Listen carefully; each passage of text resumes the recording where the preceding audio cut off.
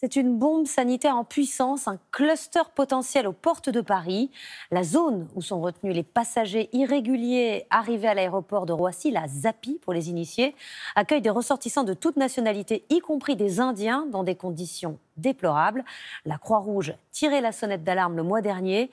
L'enquête de l'œil du 20h est signée Sophie Broyer et Océane Labalette. Au pied des pistes, au cœur de l'aéroport de Roissy, ce complexe abrite la ZAPI, la zone d'attente pour les personnes maintenues en instance. Des étrangers arrivés en France sans les documents nécessaires. Parmi eux, de nombreux Indiens. 2 associations dénoncent un possible foyer infectieux et ont fait valoir leur droit de retrait. L'œil du 20h a mené l'enquête. Derrière cette grille, 130 personnes pour 150 places disponibles étaient retenues vendredi. Parmi elles, 94 Indiens, l'Inde, où l'épidémie est hors de contrôle. Nous n'avons pas pu filmer dans la zone. Derrière les barbelés, on distingue des hommes parfois sans masque, qui discutent à quelques centimètres les uns des autres. Sur ces images que nous nous sommes procurées, la cantine. Aucune distance à table, les sanitaires sont communs, il n'y a pas de chambre individuelle. Nous avons pu joindre un membre de l'équipe médicale qui tient à rester anonyme. À partir de mars, là, j'ai commencé à avoir un positif tous les 2 jours. Il y a une très forte probabilité que certains Indiens étaient positifs. Et comme ils ont refusé les tests, je vous dis, parmi eux, il y a forcément un pourcentage qui est à risque d'être positif. Moi, je me suis retrouvée face à un malade qui toussait, qui ne voulait pas aller à l'hôpital. Impossible de savoir qui est malade ou pas. La majorité des étrangers refusent d'être testés. C'est un droit. Un test négatif serait un feu vert pour un vol de retour au pays.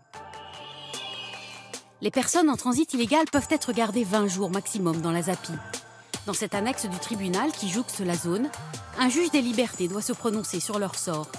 Cette avocate commise d'office nous explique que des personnes sont effectivement libérées sans aucune précaution sanitaire. Oui, je vous confirme que des gens sortent de zones d'attente potentiellement malades parce que le process à la base, tel qu'il est prévu par le médecin de la zone d'attente, serait que ces personnes-là soient mises à l'isolement dans un hôtel à proximité ou dans une chambre d'isolement au sein de la ZAPI. Mais visiblement, on bricole un peu et délicatement, discrètement, on va laisser sortir sur le parvis de ce parking sans difficulté.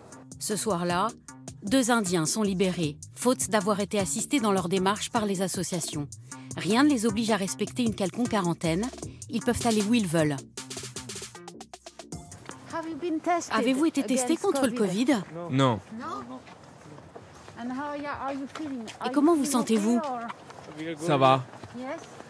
Oui. On est content d'être libre. Et il y a des malades à l'intérieur? Oui. Ce week-end, un terminal de l'aéroport de Roissy a été aménagé pour les Indiens. 80 lits de camp, mais pas de douche. Pour leurs toilettes, les Indiens continueront donc à faire des allers-retours dans la ZAPI. Sollicité, le ministère de l'Intérieur n'a pas souhaité nous accorder d'interview.